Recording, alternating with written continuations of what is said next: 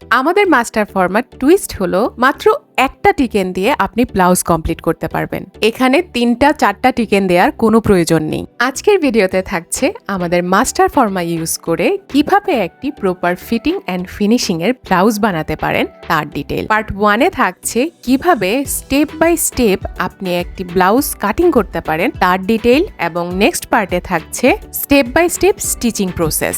আমাদের ফরম্যাটটি এমনভাবে ডিজাইন করা হয়েছে যাতে কেউ যদি সেলাই সম্পর্কে ধারণাও না রাখে সেও খুব সহজে একটা প্রপার ফিটিং অ্যান্ড ফিনিশিং এর ব্লাউজ মেক করতে পারবে। ব্লাউজ কাটিং করতে আমার প্রতিটা স্টেপ নাম্বার ওয়াইজ ফলো করুন। নাম্বার 1, কাপড় ডাবল পার্ট করে বিছিয়ে নিন। এবার আপনার সাইজ অনুযায়ী ফরম্যাটটি সেট করুন।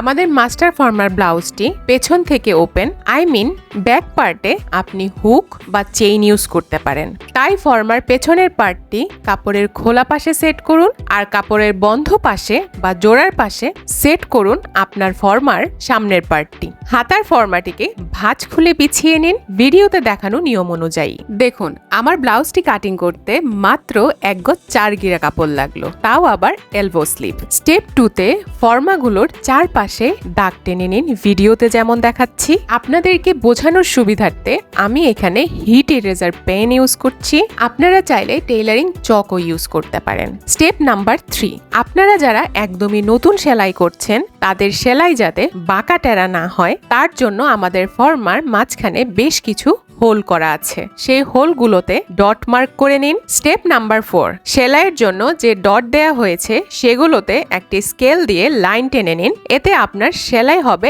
একদম পারফেক্ট। যারা এক পার্টের ব্লাউজ বানাতে চাচ্ছেন, লাইনিং বা আস্তর ছাড়া, তাদের কাটিং এখানেই শেষ। বাট অ্যাজ এ প্রফেশনাল আমি সবসময় প্রেফার করি ব্লাউজ উইথ লাইনিং, তা হোক কটন অথবা সিনথেটিক। একটা ব্লাউজের প্রপার ফিনিশিং এর জন্য লাইনিং মাস্ট, এবং লাইনিং ইউজ করলে একটা ব্লাউজ লং টাইম ইউজ করা যায়। অনেকেই এই লাইনিং অ্যাড করাটা অনেক বেশি ভয় পায়, বাট আমার মনে হয় লাইনিং দিয়ে ব্লাউজ মেক করলে আরো তাড়াতাড়ি স্টিচিং শেষ করা যায়। তবে চলুন দেখিয়ে দিচ্ছি কিভাবে সবচেয়ে সহজ নিয়মে লাইনিং বা আস্তর অ্যাড করবেন। নাম্বার 5, আমার ব্লাউজের মেইন ফ্যাব্রিক প্রিন্টেড ফ্যাব্রিকটি আমি বিছিয়ে নিয়েছি। এবার আমার আগে থেকে কেটে রাখা ব্লাউজের লাইনিংটি সেট করে নিয়েছি। এবার মেইন ফ্যাব্রিকটি লাইনিং থেকে সব সাইড দিয়ে বেশ কিছুটা এক্সট্রা রেখে কাটিং করে নিচ্ছি। নেক্সট ভিডিওতে দেখিয়ে দেব ব্লাউজ সেলাই করার সব থেকে ইজি ওয়ে। সে পর্যন্ত আল্লাহ হাফেজ।